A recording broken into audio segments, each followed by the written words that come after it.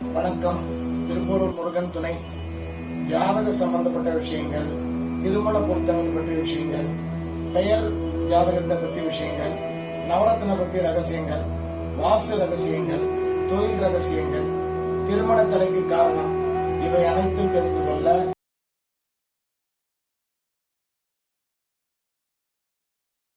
விருச்சிக ராசி நேயர்களுக்கு குரு 7 சஞ்சரிப்பதால் 16வது வீட்டையும் 1வது வீட்டையும் 3வது வீட்டையும் பார்ப்பதால் 11க்குரிய பலன்கள் என்னவென்றால், லாபங்கள் கிடைக்கும், சந்தோஷம் கிடைக்கும், பண வரவு ஏற்படும். விருச்சிகத்துக்கு 2க்குரிய குரு 2-5க்குரிய குரு ஆயிட்டாரு. நட்பு ஸ்தானம் வேற. குரு பகவான் செவ்வாய்க்கு நல்லது செய்ய வேண்டிய ஆளு. அப்போ செவ்வாய்க்கும் குருக்கும் ரொம்ப நண்பன். அப்ப அவன் ஏன் கெடுக்க போறாரு? 5வது வீட்டுக்குரியவன். அப்ப பூர்வ புண்ணிய ஸ்தானமும் பலப்படும், சந்தோஷங்கள் ஏற்படும், பூர்வ புண்ணியம். குலதெய்வங்கள், நமக்கு குலதெய்வம் என்னன்னா செய்ய வேண்டியது இருந்தோ எல்லாமே செய்ய போகுது.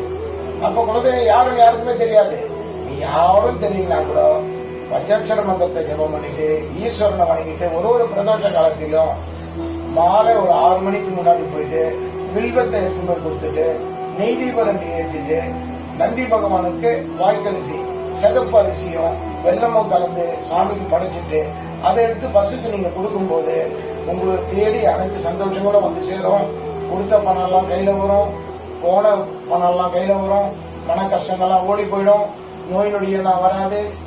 1வது வீட்டை பாக்குறதுனால நோய் வந்துருமோ, ஏதாவது நம்மள யாராவது பண்ணிடுவாங்களோ அந்த பயம் எல்லாம் கிடையாது. விருச்சிகத்துக்கு ரொம்ப அருமையான குரு பகவான் இந்த குரு பயிற்சி ரொம்ப அட்டகாசமான பயிற்சி.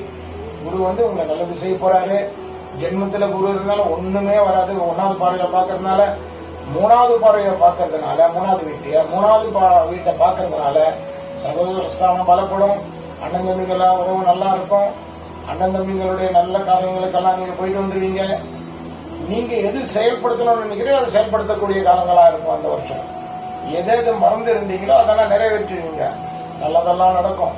இதுக்காக நீங்க என்ன பண்ணுங்க, கோயிலுக்கு போங்க, சந்தோஷமா வழக்கு போடுங்க, தான தர்மங்கள் பண்ணுங்க, யாருக்கும் தீங்கு செய்யாதீங்க, மனசால கூட துரோகம் பண்ணாதீங்க.